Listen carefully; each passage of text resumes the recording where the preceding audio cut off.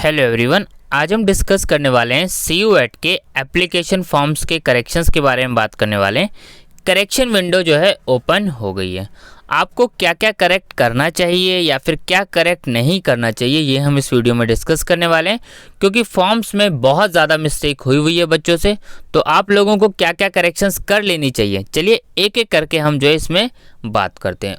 और NTA ने क्या क्या करेक्शन अलाउड करा है और आपको क्या और टेस्ट ऐड करने चाहिए या फिर नहीं करने चाहिए, और अगर आप करेक्शंस करते हैं तो क्या उसके लिए आपको फ़ीस पे करनी है या नहीं करनी है, सब हम इसमें एक एक करके डिस्कस करने वाले हैं। ठीक है, एक चीज़ मैं आपको क्लियर कर दूं, करेक्शंस आप आज मत करिएगा, पहले अच्छे से समझ लीजिएगा, अच्छे से सोच लीजिएगा जो जो मैं आपको बता रहा हूँ, उसके बाद ही आप करेक्शंस पे ध्यान दीजिएगा।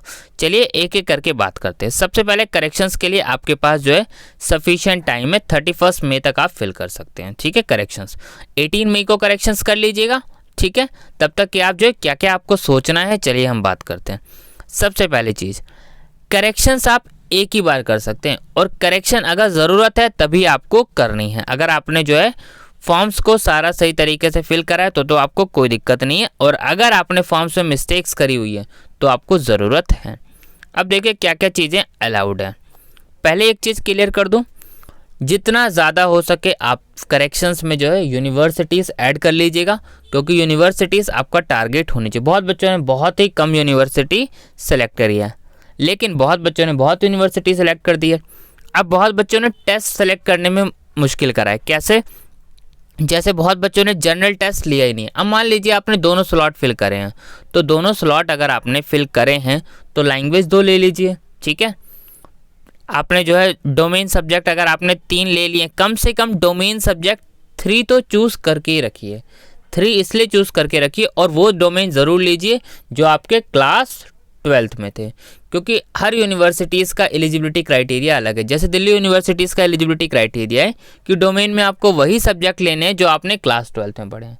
लेकिन वही अगर आप जामिया मिल्लिया इस्लामिया में जाएँ, जैसे आप BA ऑनर्स इकोनॉमिक्स लेना चाहते हैं, वहाँ पे ऐसा कुछ नहीं कहा गया। उन्होंने कहा सिर्फ डोमेन इकोनॉमिक्स सब्जेक्ट दे दो और आपका मेरिट लिस्ट के लिए एलिजिबल हो जाओगे। BA ऑनर्स हिस्ट्री में एडमिशन लेना, सिर्फ हिस्ट्री डोमेन दे दो। ना तो लैंग्वेज की डिमांड की गई, ना ही जनरल टेस्ट की डिमांड की गई। तो कम से कम आप जो है 3 से 4 तो डोमेन चूज़ करके रखिए। अगर आपने चूज़ नहीं करा है तो प्लीज़ इसको बढ़ा लीजिए, और एक जनरल टेस्ट ज़रूर दीजिए और एक लैंग्वेज टेस्ट। जनरल टेस्ट हर यूनिवर्सिटीज़ की काफ़ी सारे कोर्सेज में रिक्वायरमेंट है, और लैंग्वेज की रिक्वायरमेंट भी है, तो ये तो ज़रूर चूज़ करके रखिए। चलिए और चीज़ देख लेते हैं पहले हम। अब क्या क्या चीज़ आप चेंज बिल्कुल नहीं कर सकते। Candidate shall not be allow to change, ना तो आप मोबाइल नंबर चेंज कर सकते हैं, ना ही ईमेल एड्रेस, और ना ही अपना एड्रेस, परमानेंट और कॉरेस्पॉन्डेंस एड्रेस। तो आप एड्रेस तो चेंज नहीं कर सकते। Next, candidate shall be allowed to change any one of the field. इसमें से आप कोई एक चीज़ चेंज कर सकते हैं। Candidate name change, father name, mother name, photograph, signature, इसमें से आप कोई एक चीज़ एडिट कर सकते हैं, सारी चीज़ें आप एडिट नहीं कर सकते। ठीक है, मोबाइल नंबर, ईमेल एड्रेस और आपका एड्रेस, वो सब तो एडिट नहीं होने वाला, परमानेंट एड्रेस हो चाहे कोर्स। लेकिन आप इसमें से एक डिटेल एडिट कर सकते हैं, कोई सी भी एक, या तो फोटोग्राफ चेंज कर सकते हैं या फिर सिग्नेचर, एक आप चेंज कर सकते हैं। नेक्स्ट देखिए, candidate shall be allowed to change all the field. Class 10th और क्लास 12th की अगर आपसे कोई डिटेल्स गलत फिल हो गई है तो वो अलाउड है, आप उसको पूरा चेंज कर सकते हैं। अगला, प्रेफरेंस और मीडियम आप वो चेंज कर सकते हैं। अगर आप एग्ज़ाम सेंटर चेंज करना चाहते हैं, गलती से आपने सेंटर गलत फिल कर दिया तो कोई दिक्कत नहीं, आप उसको भी चेंज कर सकते हैं। ठीक है, और date of birth, gender, category, ये सब भी आपको चेंज अलाउड है। ठीक है, अब देखिए ज़रूरी चीज़ें आपको क्या ध्यान रखनी है। The option to edit the subject test along with university program will continue be available during the correction period. तो आप सब्जेक्ट टेस्ट, ये सब चीज़ें यूनिवर्सिटीज़ प्रोग्राम अभी भी आप एडिट कर सकते हैं। याद रखना है, एक बार करेक्शंस ख़त्म हो गई उसके बाद आप कुछ नहीं कर पाएंगे। अब जो आपको ध्यान रखना है, if there is an impact on the fee then the additional fees will be charge as applicable. आप करेक्शंस कर रहे हैं और आपको फॉर्म आपने सारा करेक्ट कर लिया, उसके बाद आपको दिखा रहा है कि आपको इतनी फ़ी पे करनी है, तो आपको फ़ी पे करनी ही पड़ेगी। अगर आप फ़ी नहीं पे करेंगे तो आपको करेक्शन नहीं होगी। Correction in these field will be applicable only after payment of an additional fees if any. अगर कोई एडिशनल फीस है आपको करेक्शंस करने के लिए, अगर डिमांड हो रही है तो आपको पे करना पड़ेगा। अगर आपने पे नहीं करा तो आपके फॉर्म में करेक्शंस नहीं हो सकती, ये आपको ध्यान रखना है, ठीक है। मान लीजिए आपने सारा करेक्शन कर दिया लेकिन फीस पे नहीं करी तो भी आपका फॉर्म करेक्ट नहीं होगा। अगला सबसे मोस्ट इंपॉर्टेंट जो कि लास्ट में लाइन लिखी, The only one time correction will be allowed to the candidate. Once the correction are done and submit, the form shall be frozen.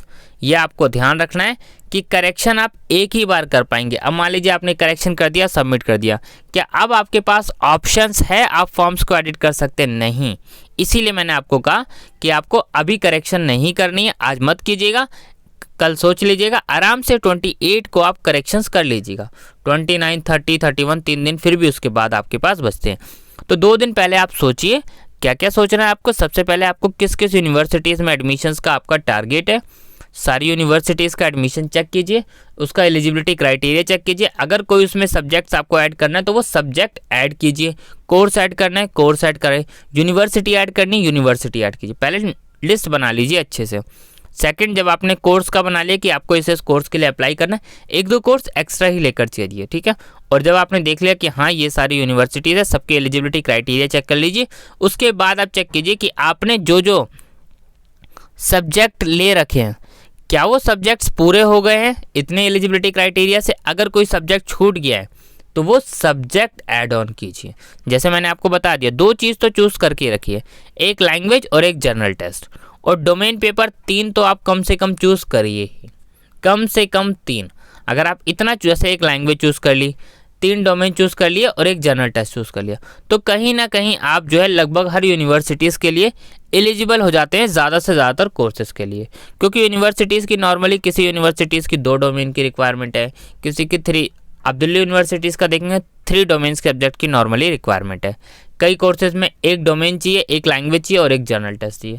कई सब्जेक्ट्स में लैंग्वेज चाहिए, मैथ्स चाहिए प्लस 1 डोमेन चाहिए। मतलब क्राइटेरिया हर universities का अलग अलग है। कोई यूनिवर्सिटीज़ कह रही है कि जनरल टेस्ट चाहिए, तो कोई यूनिवर्सिटी सिर्फ 1 सब्जेक्ट की डिमांड कर रही है। तो हर यूनिवर्सिटीज़ का अपना अलग क्राइटेरिया है। तो आप यूनिवर्सिटीज़ की लिस्ट बना लीजिए, कोर्स नोट कर लीजिए, उसका एलिजिबिलिटी क्राइटेरिया चेक कर लीजिए, उसमें कौन कौन से सब्जेक्ट की रिक्वायरमेंट है वो चेक कर लीजिए, और फिर आप अपने फॉर्म्स को देखिए कि उसमें क्या क्या चीज़ें रह गई हैं, और फिर उसको एक एक करके करेक्शंस कर लिए। और करेक्शन करने के बाद जब आपने सारी करेक्शंस कर ली, अब आपको दिखा रहा है कि फ़ीस पेमेंट करनी है, तो आपको फ़ी भी पेमेंट करनी पड़ेगी। मान लीजिए आपने फ़ी पेमेंट नहीं करी तो क्या आप करेक्शन होगा? नहीं, यहाँ पे साफ मेंशन है, इसीलिए मैंने आप लोगों को कह दिया, ठीक है।